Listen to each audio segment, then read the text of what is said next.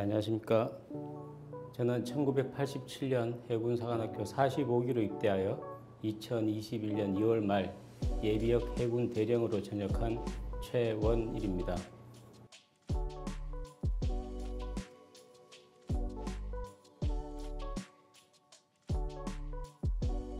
제2316 호국보훈연구소는 천안함 생존 장병에 대한 예우 등 보훈 지원과 천안함 피격 사건에 대한 올바른 이해를 위해 지난 2022년 3월 국가보훈처로부터 승인을 받아 설립한 사단법인입니다.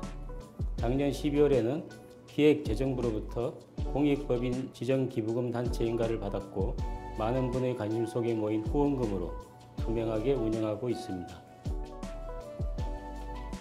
네, 천안함 피격 사건 발생 이후 13년이라는 세월이 흘렀습니다.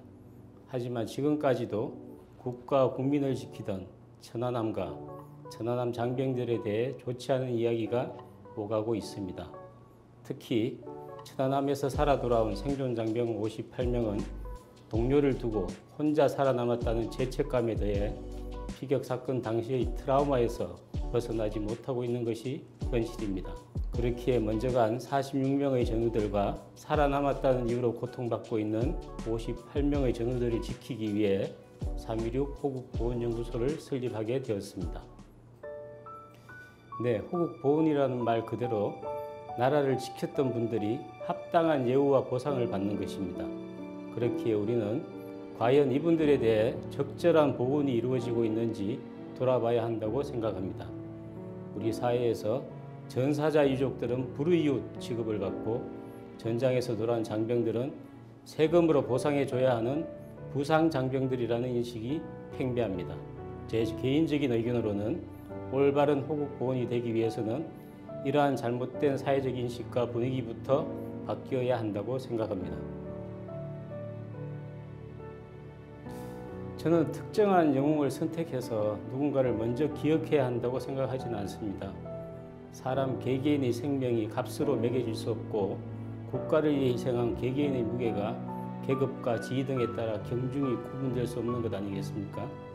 그렇기에 이 나라와 국민을 지키기 위해 희생한 모든 분들이 우리 사회의 영웅이며 누구라도 홀대받아서는 안 된다고 저는 생각합니다. 네, 저는 군복을 입고 34년 동안 대한민국의 바다를 지켰습니다.